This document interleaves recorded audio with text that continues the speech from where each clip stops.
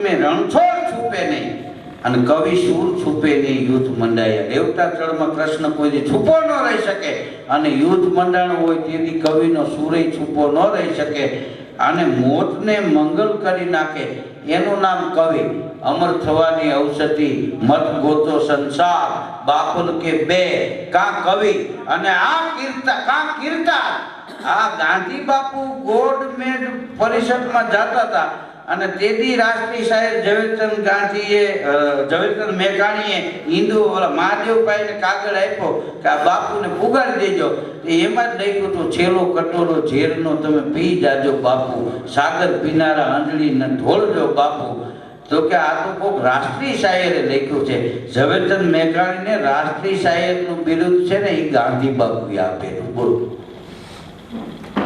આ ઝવેરચંદ મેઘાણી લેખન સકળા લોકની ટાકુ તોલાણી એમાં વધી તોલે વાણિયા તારી લેખન મેઘાણી તારી કવિતા તણા જેને પીધા હોય પાણી એને લાખો સમુદ્ર લાગશે પછી મોલાય મેઘાણી આ ઝવેરચંદ મેઘાણી માટે પિંગળસિંહ મેઘાણી ગઢવીએ લખેલું કે ગીરી કાંદરા પહાડ ગજવતો ને ગાંડો તુર થઈ ગાતો ગીરી કાંદરા પહાડ ગજવતો ગાંડો તુર થઈ ગાતો એ સાવજને ચારણ કન્યાના યુદ્ધ નિરખવા જાતો 14 વર્ષની ચારણ કન્યા જગદંબાસી જાણી એ અમરલોક થી આવી મારા શાયર મેઘાણી અમરલોક થી આવી મારા શાયર મેઘાણી આ રાષ્ટ્રીય શાયર ઝવેરચંદ મેઘાણી જેને સૌરાષ્ટ્રની રસદાર સૌરાષ્ટ્રના સંતો સોરથી બારવટિયા અરે જેને આપણા દેશને એટલું બધું સાહિત્ય એકઠું કરીને આપ્યું છે કે એનું ઋણ આપણાથી કોઈ દિવસ ઉતરશે નહીં આ ઝવેરચંદ મેઘાણીની કવિતા વિનાનો એકે પ્રોગ્રામ ક્યાંય ન ગયો હોય ગુજરાતમાં એકેય રાત એવી ન હોય કે ઝવેરચંદ મેઘાણીને લોકો યાદ ન કરે આ વિદેશ સુધી એટલી માંગ છે અમે ન્યુયોર્ક સિટીમાં હું ને હેમંતભાઈ ચૌહાણ નીકળ્યા 94માં તો ત્યાં આપણા દેશના 2 મહાનુભાવોના પુતળા હતા સ્ટેચ્યુ એક હતું મહાત્મા ગાંધીનું સ્ટેચ્યુ બીજું હતું ડોક્ટર બાબા સાહેબ આંબેડકરનું સ્ટેચ્યુ ગાંધી બાપુના પુતળે પાસે તકતી મારી હતી રાષ્ટ્રપિતા મહાત્મા ગાંધી નહીં તો ભૂરી એના બાપુજી પિતા નથી કહેતા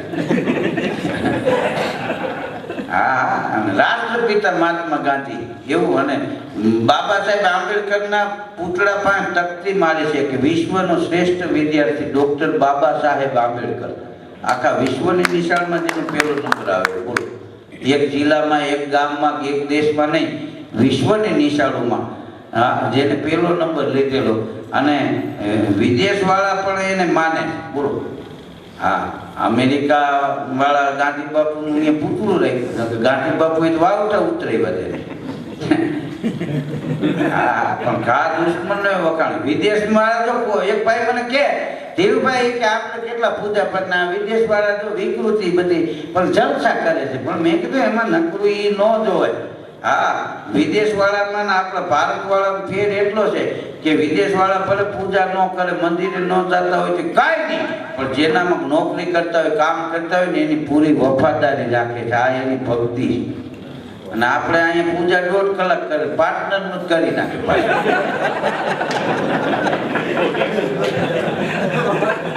હા ત્યાં તમે વિદેશમાં ગાડી અંદર લેતા હોય રાત્રે પાકીટ બહાર પડી જાય હવારે નીકળો પાછું ન્યા પડ્યું હોય બોલો હા એટલે વિદેશમાં નકરા અવગુણ છે એવું નહીં ગુણે જોવા દેવા હા હું એક તરફ ક્યાંય ન જઉં બોલો હા એક શેઠે એના માણસને કીધેલું મારું સરસ મોટું દેખાય એવો અરીસો દે તે હાંજે 8 વાગી ગયા દુકાન બંધ કરતો થઈ આવ્યો કે અરીસો ન લે કે ના મેં બધા અરીસા જોઈએ હું જ દેખાણો બધી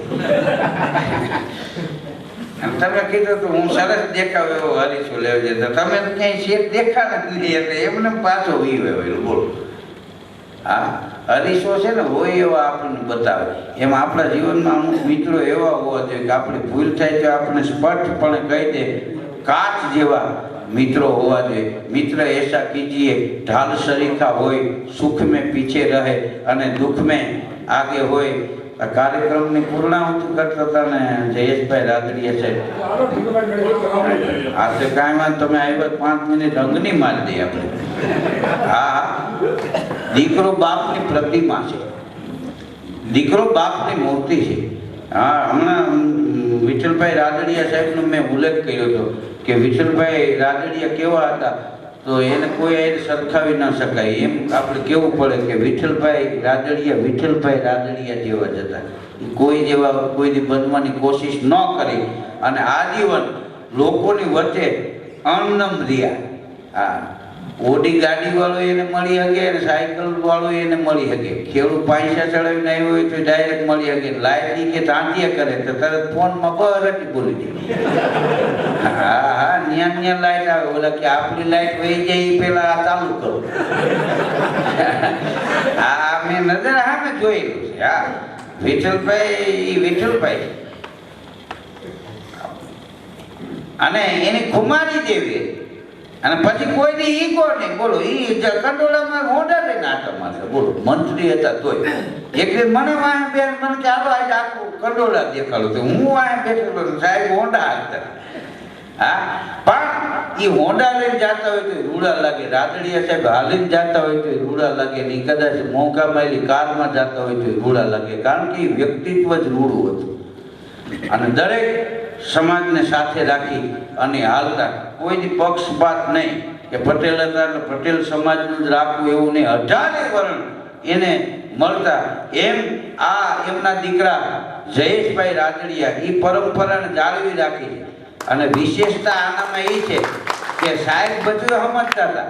હા, કારણ કે એના ભણતર નહોતું, આ તો એનું વ્યક્તિત્વ હાલી ગયું।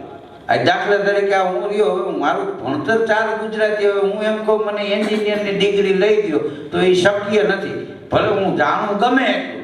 એમ રાદડિયા સાહેબ એનું એટલું ભણતર નહોતું, પણ એના ભણતરનો અભાવો રહ્યો ને, એ અભાવો એ કંડોળા વિસ્તારમાં ક્યાંય ન રહેવો જોઈએ એની એને કાળજી રાખીને ત્યાં શિવાળામાં સ્કૂલ બનાવી કે દીકરા દીકરીઓ બધા ભણી શકે। આ જયેશભાઈ તો ભણેન ગણેન માણસ છે। આ કાયદો જાણતા ને ઓલા તો પાવડાનો હાથો જાણતા। હા, એ ગમે એને ધપેડી નાખતા। અહીંયા મીડિયા નહોતું એટલે આ બધું હાલતું। હવે તો કોકડે મારો તો કશું ડાયરેક્ટ દેખાય। હા, અને રાદડિયા સાહેબને એની આખી વાત જ આખી અલગ રહી। હું તો એને નજીક રહ્યો, એના બધા પ્રોગ્રામ મેં કરેલા। બોલો, છાત્રાલયમાં પ્રોગ્રામ હોય કે ડિસ્ટ્રિક્ટ બેંકનો પ્રોગ્રામ હોય, અને રાદડિયા સાહેબ કોંગ્રેસમાં, હું ભાજપમાં, તો પછી ચૂંટણી પતી ગયા પછી પાછા બધે પ્રોગ્રામો મને બોલાવે। ચૂંટણી વખતે પાછા એમ કે ધીરુભાઈ નો ફોન કરતા। હા, એ ભાજપમાં છે। આ એની માંગ છે ને કે એ કઈ હકે કે અમે 15 લાખના વર્ષમાં તમને પ્રોગ્રામ આપી છે, તમારે અમારી 2 સભામાં આવવું પડે। પણ સોગંદથી વિઠ્ઠલભાઈ રાદડિયા સાહેબ ભાજપમાં આવ્યા, પણ નહોતા આવ્યા તો ક્યારેય મને કોઈ દી એ બાબતે એને શરમાવ્યો નહોતો। આ એની માંગ છે કે ભાઈ આપણે આપણા અલગ સંબંધ છે, પણ આમાં એ માણસને શરમાવાય નહીં। એટલે વિઠ્ઠલભાઈ લોકોની વચ્ચે હજી કાયમી માટે છે। વિઠ્ઠલભાઈ વયા ગયા એવું નથી। આ જયેશભાઈ રાદડિયા વિઠ્ઠલભાઈની એક મૂર્તિ છે, એની પ્રતિમા છે, દીકરો બાપની પ્રતિમા છે।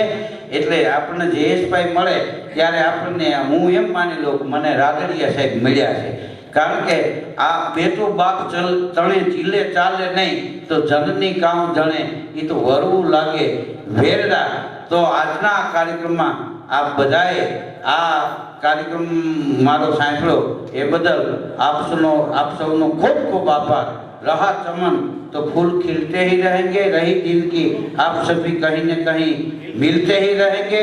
जय भारत, जय हिंद, वंदे मातरम।